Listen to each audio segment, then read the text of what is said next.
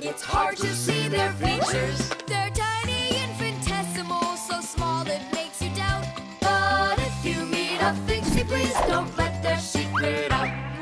They take care of our machines, Irons, phones, and toasters, MP3s and TV screens, even roller coasters. Without them, clocks stop ticking. without them lights go out. But if you meet a Fixie, please don't let their secret out. But if you meet a Fixie, please don't let Their secret out. The DVD.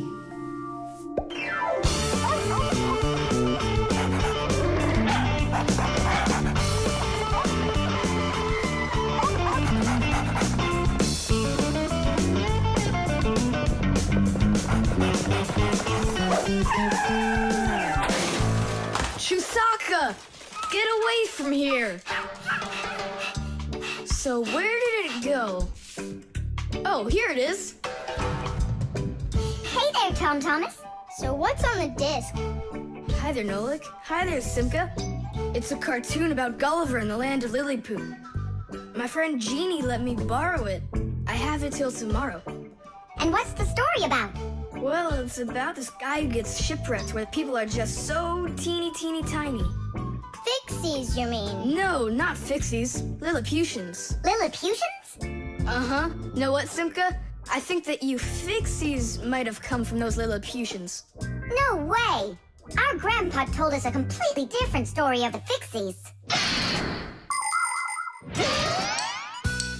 When something is very well made, then the saying goes that it was made with just a little bit of soul. In old times, craftsmen made things to last, and in each appliance, they would leave just a little piece of their soul. Those little pieces of their soul would turn into tiny craftsmen called Fixies, who would then make the appliance their home and take care of it every day. And that's how the very first Fixies came about. But as the years have passed, fewer things are being made by hand, and more things are getting made by machines in factories. That means there are less and less new Fixies coming from human souls. Luckily, Fixies can fall in love with each other and have their own family, raising their children and teaching them well, so they'll grow up to become skillful and honest Master Fixie repairmen. So you're mistaken. We're not Lilliputians at all. We're Fixies. Yeah, Fixies. Listen, Tom Thomas, why don't you show us the movie? Yeah, I want to learn about Lilliputians too. Really, I do. Sure, I'll show you.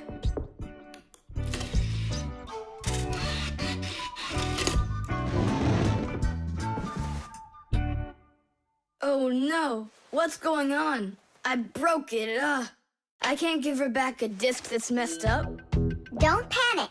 We'll take a look at it. Come lay it down over here.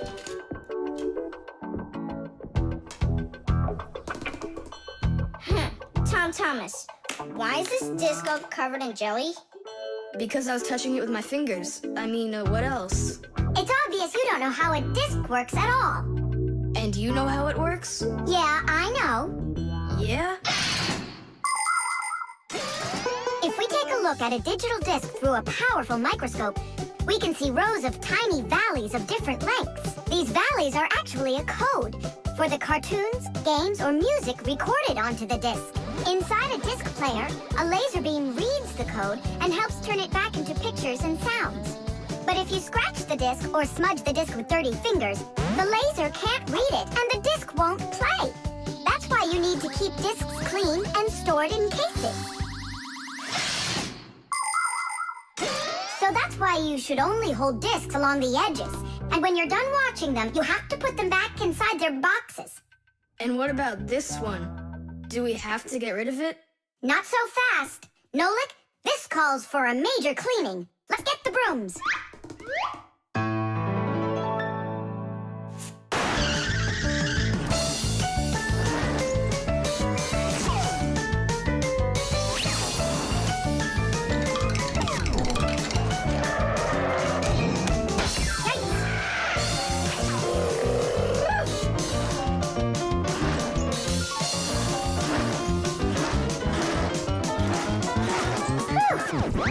Okay, Tom Thomas, you go. Now you're holding it right. Hooray! The disc works fine. Hooray! Now we can watch the movie about the Lilliputians. Hey, Gulliver, why are you sitting there? You've seen this movie already. I know in what? What? Look at that pile of discs. Where do you need to put them? Huh. In their boxes.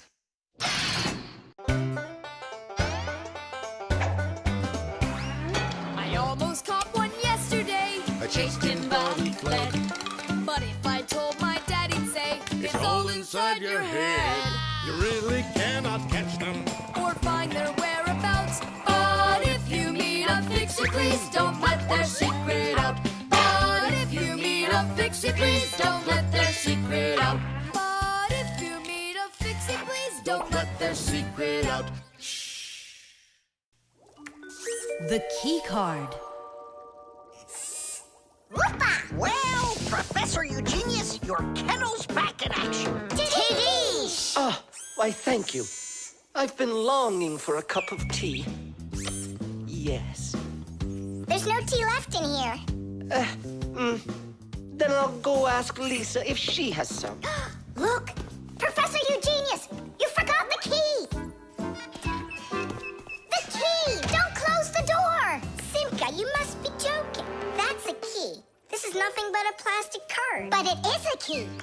A special kind. It's called a key card. To open up a combination lock, you need to enter a code in the correct order. That means if you can't remember the code, you can't open the lock. But if the lock uses a key card, there isn't any code to memorize because the code is held inside the card's memory and the lock can read the code from the card. Of course, key cards don't work with any lock. They have to be smart locks that are able to read electronic codes. When the smart lock reads the correct code, it opens right up.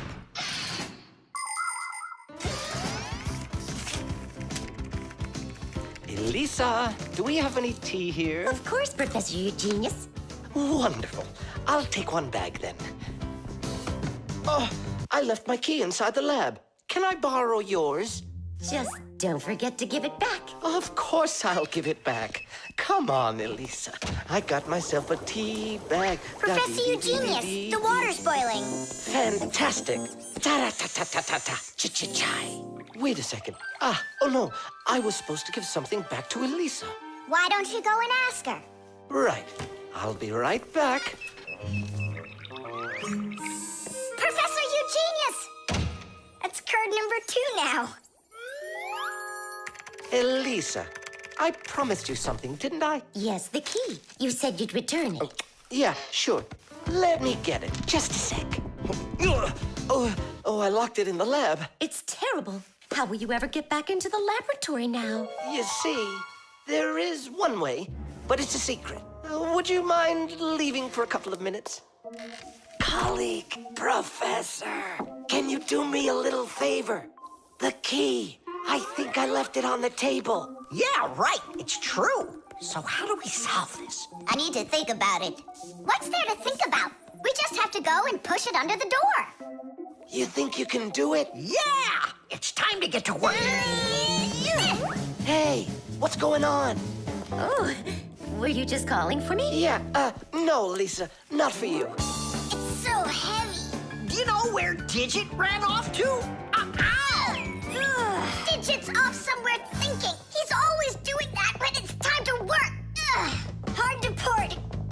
Hard to starboard. Way to go, Nolik.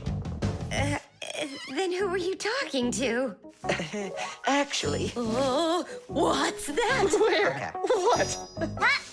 What was that? Come on, let's try again. Look, do you see that?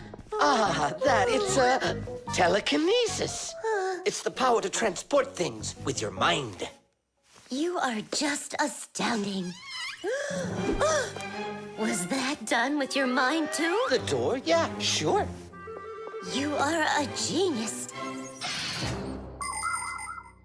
Professor Eugenius is a very talented scientist and a dear old friend of the Fixies. He always helps the Fixies, and the Fixies are happy to help him too. Professor Eugenius let the Fixies set up their school right here at his laboratory. It's hard to imagine a better place for a Fixie school. People from all over the city bring all sorts of things to the laboratory to be tested, from computers, phones, and furniture to food and toys. Professor Eugenius uses his expertise to check the quality of all these different things. To help him carry out his experiment, his laboratory is filled with a variety of tools and machines.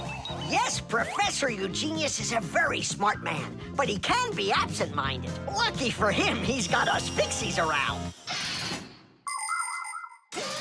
Thanks for everything. Sliding the keycard under the door? That was Simka's awesome idea. But the door opened wide while the card was still on the floor. That's strange. There's nothing strange about it. I'm the one who opened it. How? I climbed in the lock, that's all. Figured out how it worked, and Tadish. Very clever.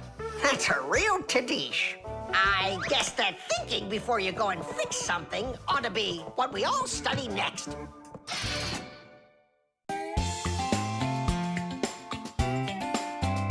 But if you meet a Fixie, please don't let their secret out. But if you meet a Fixie, please don't let their secret out.